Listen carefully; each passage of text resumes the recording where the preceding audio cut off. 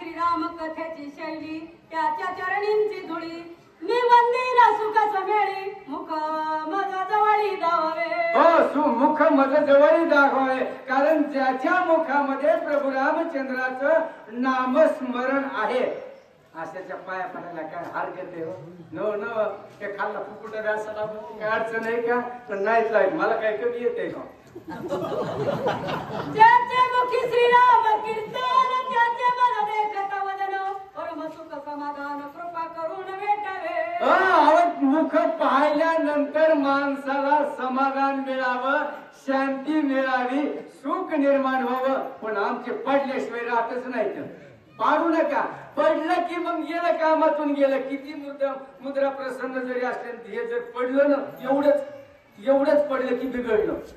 सुख असावं परमार्थामध्ये दुःख नसतोय ज्याच्या अंतःकरणाच्या ठिकाणी नुसतं मुखचंद्र पाहिलं ना तर त्या रामचंद्राचं दर्शन झालं असं वाटावं का त्याच्या आत्म्याच्या ठिकाणी स्वतःच्या आत्म्याच्या ठिकाणी एक आहे द्वेष का म्हण पण आम्ही वर पंगुपानानं बाहेरून बघतो आतून बघ कळतंय मग महाराजाला ते त्यांच्या पुढे मी काय सांगण्याची माझी एवढी लायकी नाही पण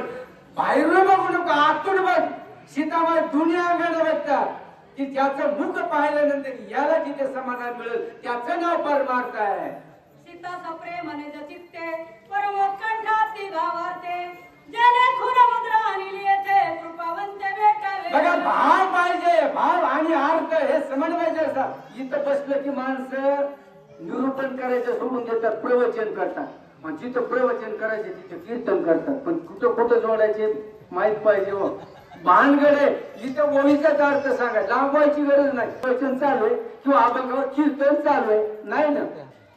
भावात तर तेवढाच जोडायचे बाईची घ्यायची गरज इथं तुम्हाला त्या ओळीमध्ये सांगायला काही कमी या पण अंतःकरणाच्या ठिकाणचा जो भाव हे सीतेचा रामरूपाच्या ठिकाणी जडला आणि ते जडले असताना रामाची कीर्ती सीतामाईनं कानानं ऐकल्यामुळं त्याविषयी संकल्पना निर्माण झाली कोण या अशोक वृक्षाच्या ठिकाणून जिथे नामस्मरण आई अशोकच आहे ना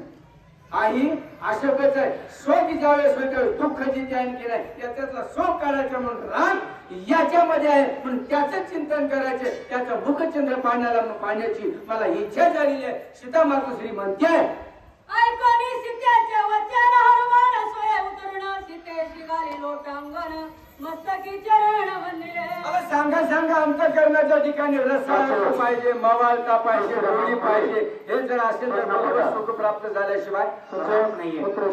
ज्यावेळेस असणारे सीतामाईच्या मुखातून उद्गार जिथे निघाले हनुमानजीनं वृक्षावरून जिथे असणार ऐकले गेले त्याच वेळेस हनुमानजीला अंतःकरणाच्या ठिकाणी अष्ट सात्विक भाव उत्पन्न झाला आणि त्या भावनेनं मातोश्रीला सीतेला भेटण्यासाठी असणार ते अशोक वृक्षावरून खाली हनुमानजी उतरल्या गेलेले आहेत